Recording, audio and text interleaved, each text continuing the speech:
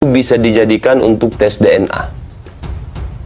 Semua pongkol-pongkol Quraisy yang hidup di bumi saat ini pasti memiliki kesamaan DNA dengan DNA-nya Nabi. Alhamdulillah. Jadi nanti yang palsu akan ketahuan DNA Nabi kemana, DNA dia kemana. Terus sekarang ada orang yang menyuarakan itu, tapi disuarakannya bukan kepada Habib-Habib palsu, tapi kepada seluruh klan Ba'alawi. Seandainya nih ya, seandainya Kiai Imaduddin Utsman menyuarakan tes DNA kepada kelompok selain Ba'alawi, percayalah mereka akan sangat mendukung. Sangat-sangat mendukung itu.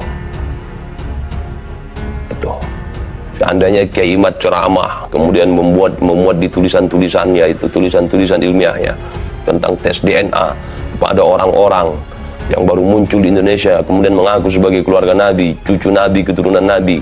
Tapi di situ maksud tujuan Kiai Imad bukan kepada Ba'alawi, percayalah 1.000.000% mereka akan dukung itu. Walaupun nggak didukung, setidaknya 1.001% mereka tidak akan permasalahkan itu. Tuh. What? Indonesia tanah air beta, pusaka abadi nan jaya. Manakala Kiai Imaduddin Utsman tersebut menyuarakan tes DNA kepada kelompok Ba'alawi, saudara, maka mereka yang selama ini gentol menyuarakan tes DNA seketika berubah menjadi haram tes DNA. Unyil.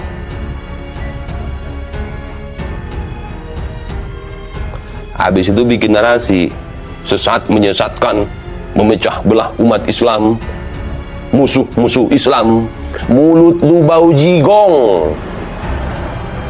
Itu. Oke guys, oke, nggak kerasa udah setengah jam ya. Semoga kita berada di jalan yang benar terus menerus.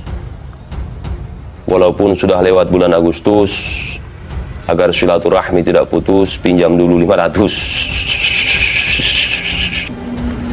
Dengan adanya rambutnya begitu, alhamdulillah. Jadi kira-kira itu yang dapat saya sampaikan ya ikhwan. Semoga apa-apa yang saya sampaikan bisa dipahami. Kira-kira jelas tidak? Faham tidak? Alhamdulillah. Cuman yang masalah baca kitab terbalik itu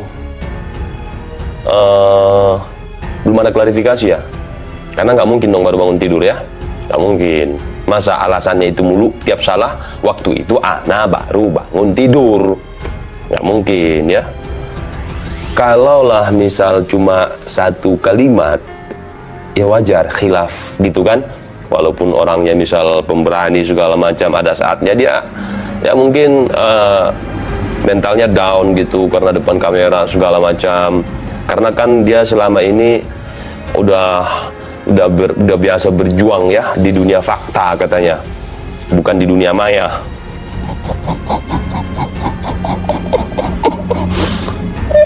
Seolah-olah dunia maya ini halu. Ya, seolah-olah dunia maya ini halu. Tapi banyak orang yang menggunakan dunia maya buat donasi, katanya untuk pondok lah. Ya. Manusia ya. Namanya juga manusia, tempatnya salah, tempatnya lupa. Tapi ini berapa poin yang dibaca itu kan tentang keutamaan tarawih ya. Kalau nggak salah dari kitab Durratun Nasihin. Dari kitab Durrah itu tentang keutamaan sholat tarawih di malam bulan Ramadan. Ya, malam pertama nomor 1, yang keluar di malam pertama pahalanya segini, seolah-olah begini, yang kedua begini, yang ketiga itu banyak berapa kali itu, masa salah semua?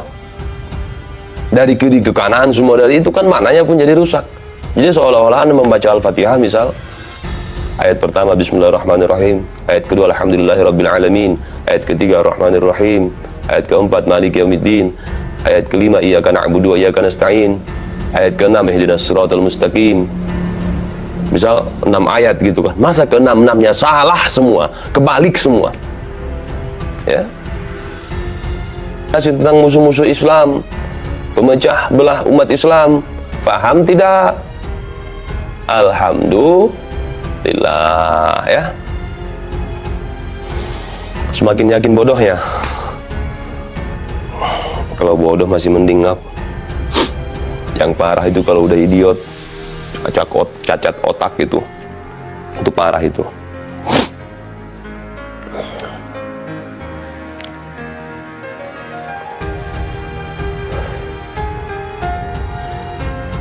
Karena setahu saya kalau dari kiri ke kanan itu Latin ya.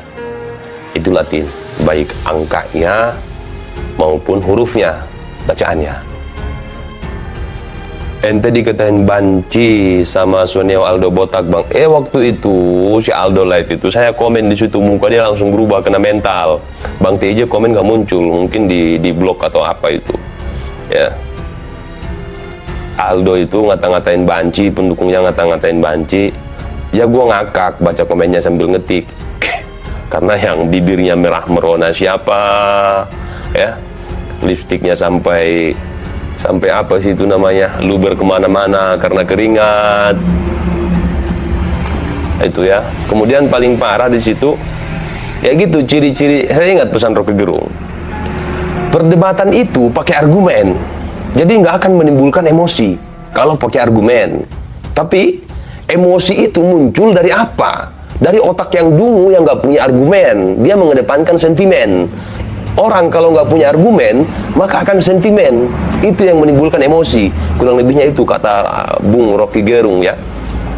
Dan itu diterapkan oleh Aldo. Diterapkan apanya? Sentimennya.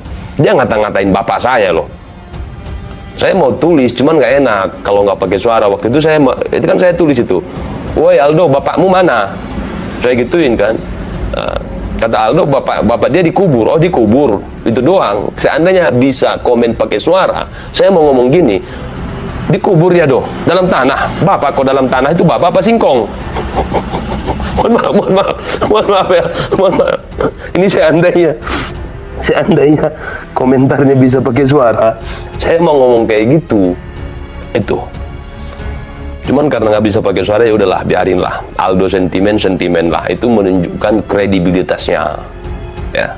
Ini siapa? Bang Ridwan, Muhammad Ridwan. Abang kalau minta uang ke abah, ke ayah, dikasih nggak bang? Apa kadang-kadang pelit? Kalau Bung Lubis mengatakan, Bahar itu pada hakikatnya, pada hakikinya itu dia sudah game over. Bahar dan Rizik juga yang menyeret Robitoh untuk game over bareng-bareng, rungkat berjamaah.